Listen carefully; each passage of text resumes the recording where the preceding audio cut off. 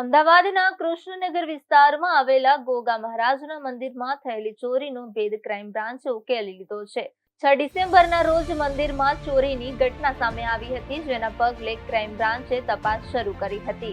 તપાસ દરમિયાન ચાંદલોડિયા વિસ્તારમાં રહેતા નિલેશ આડેસરા નામના આરોપીની ધરપકડ કરવામાં આવી છે। પૂછપરછમાં આરોપીએ કૃષ્ણનગર ઉપરાંત માધુપુરા વિસ્તારમાં આવેલ અંબાજી માતાના મંદિરમાં પણ ચોરી કરી અને કબૂલાત આપી છે।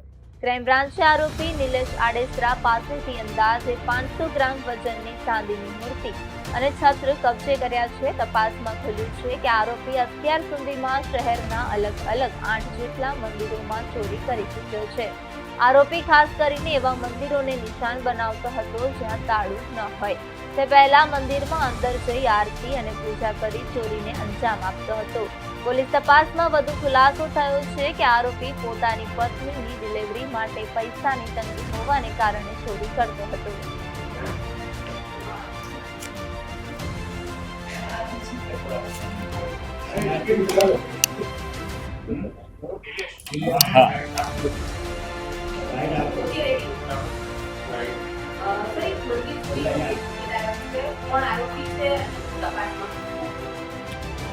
ગઈ 6 ડિસેમ્બર ના રોજ કૃષ્ણનગર વિસ્તારમાં જે સરદાર ચોક આવેલા છે એની બાજુમાં ગોગા મહારાજનું મંદિર છે। એ મંદિરમાંથી ગોગા મહારાજની નાની મોટી જે 10 મૂર્તિઓ અને જે ગોગા મહારાજ મંદિરમાંથી જે ભગવાનની ઉપર ચડાવેલા હોય છત્ર, એની ચોરી થયેલાની એક ફરિયાદ રજીસ્ટર કરવામાં આવેલી।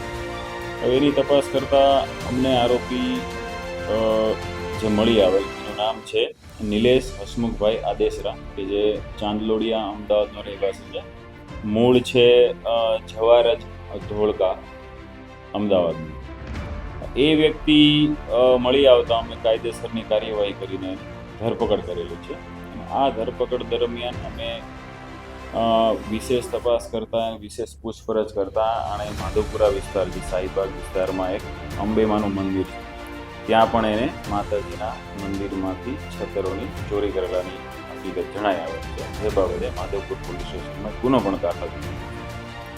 કુલ મળીને 500 ગ્રામ જેટલા ચાંદીના ભગવાનની અલગ અલગ નાની મોટી મૂર્તિઓ અને માતાજીના અને ભગવાનના ગોગા મહારાજના નાના મોટા છતરો જે આરોપી પાસેથી છે આ ગુનાના કામે કબજે કરવામાં આવ્યા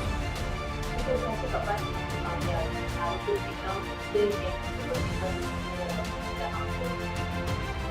આરોપી પોતે સોની કામ જાણે છે અને પોતે છૂટક મજૂરી કામ કરે છે। ઇમિટેશન જ્વેલરી બનાવવાનું હોય, સ્ટોન લગાડવાના હોય ઇમિટેશન જ્વેલરીમાં, પછી જ્વેલરી જે ફિનિશિંગનું જે આર્ટ મજૂરી કામ હોય એવા કામ પોતે કરે છે, પોતે જાણે છે।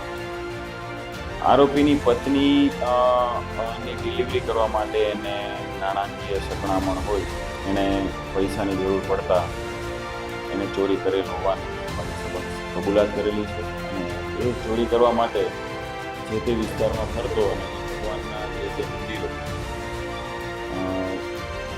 મંદિરોમાં તાળા નથી હોતા, તેમજ કોઈ બી વ્યક્તિ 24 કલાક ગમે ત્યારે દર્શન કરવા જઈ શકે છે એવા જે મંદિરો હોય છે એમાં પોતે પોતાની બાઇક લઈને જાય, સાથે ફૂલ લઈ જાય, ભગવાનની આરતી કરે, ફૂલ ચડાવે અને પછી આજુબાજુ કોઈ વ્યક્તિ દેખાય નહીં ત્યારે ભગવાનની મૂર્તિ અથવા છત્ર છે એને દેખાય કે જેનામાંથી એને પૈસાની કમાણી થઈ શકે એવું છે એ વ્યક્તિ પોતે ચોરી લે।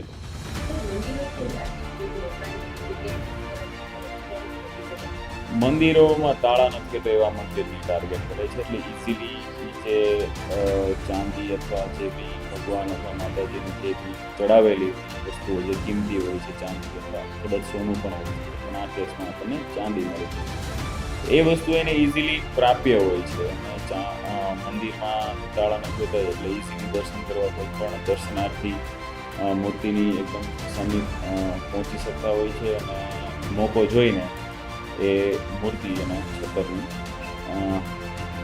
લઈ લે। 8 મંદિરોમાં ચોરી કરી છે।